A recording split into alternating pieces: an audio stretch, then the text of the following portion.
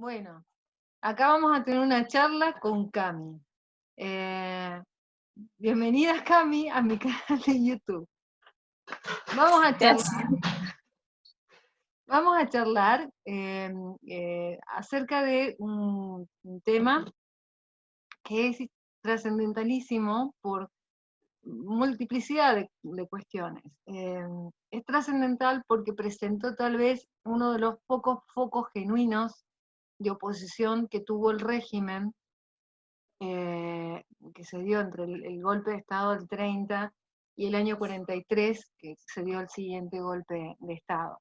Genuino en el sentido de que no estuvo absolutamente para nada involucrado en la concordancia, como no estuvo tampoco involucrado otro sector del radicalismo, del que también a lo mejor charlamos unas palabras acá, pero a lo mejor no, que es el grupo intransigente, de los radicales intransigentes, que formaron, que hicieron la declaración de Avellaneda, toda una serie de movidas que hacen a la cara tal vez más noble de todo de este proceso, porque como ya hemos dicho en anteriores oportunidades, la década infame no se conoció como década infame porque sí, fue realmente una década tremenda, de una moral muy baja, una corrupción enquistada en el Estado muy grave, con todas las consecuencias que esto traía aparejado.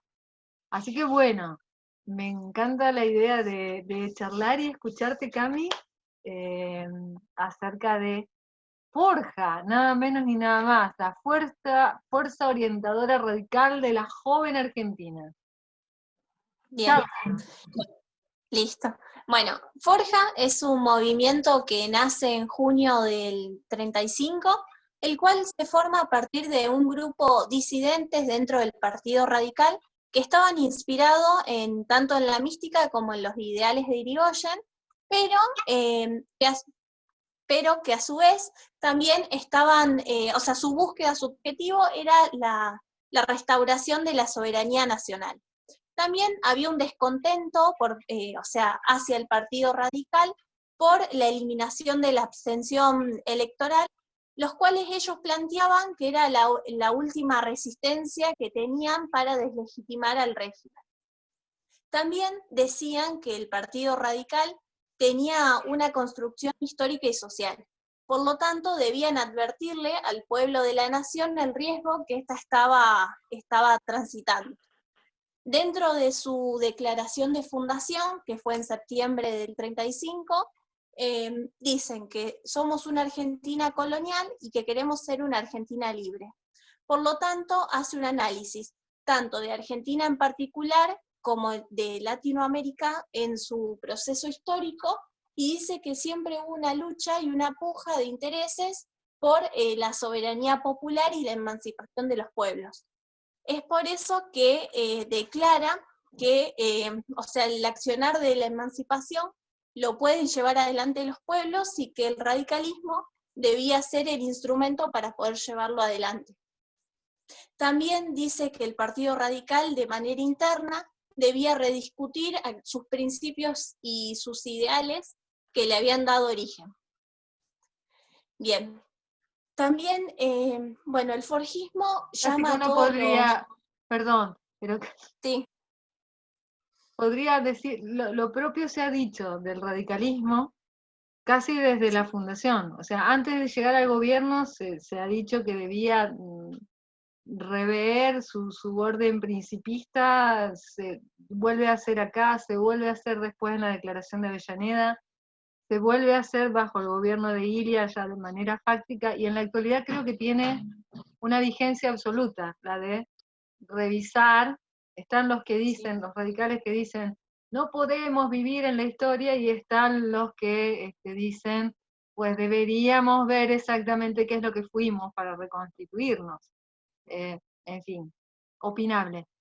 Adelante. Perdón. bien.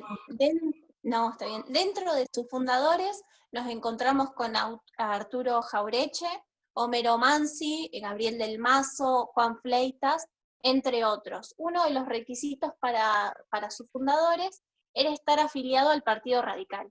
Por eso, por ejemplo, Scalabrini Ortiz no aparece dentro de sus fundadores. Bueno, Forja llamaba a todos los jóvenes radicales que quieran intervenir en la construcción de una Argentina libre y decía, por el Partido Radical a la soberanía popular, por la soberanía nacional a la emancipación de los pueblos argentinos. También en su preámbulo plantea la necesidad de plantearle a cada uno de los radicales cuáles habían sido las acciones, las decisiones o los actos que habían alejado al partido de sus principios e ideas. Bien, Forja, su principal objetivo fue denunciar las acciones del gobierno, del régimen.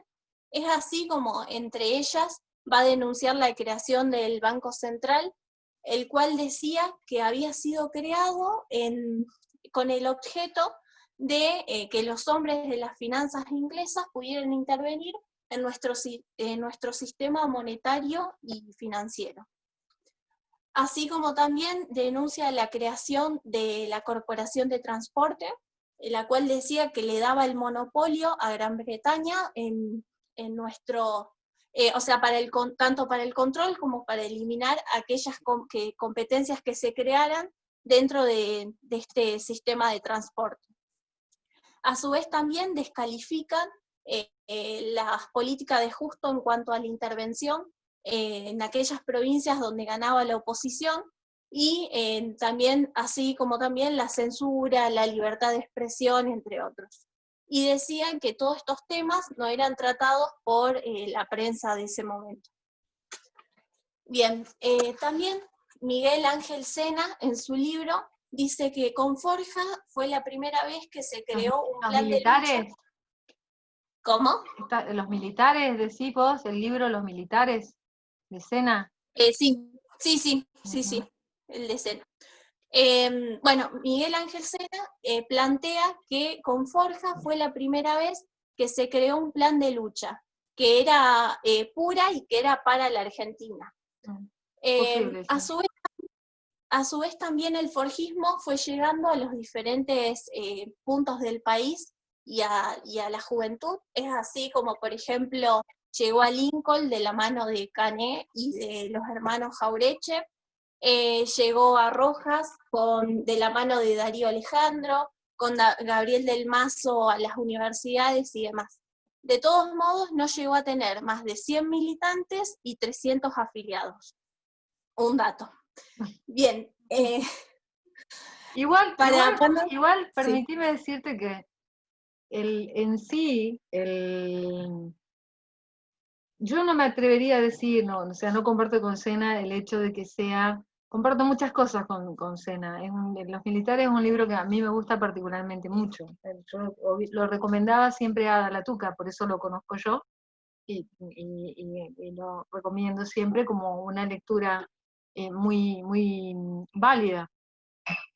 Pero el primer movimiento puro para la Argentina, yo no sé si me atrevería a decir cuál es exactamente la calificación que Sena le da, porque en sí el propio radicalismo es un movimiento, empieza como un movimiento, como este gran movimiento, sin aspiración todavía al gobierno, o sea, 25 años de abstención, con lucha armada para lograr la libertad de sufragio. A mí me parece que, sin perjuicio de algunos movimientos previos que hubo en la época de las montoneras, o sea, también con cierta pureza ideal, uno no podría quitarle esa característica a la lucha de Peñalosa, por ejemplo.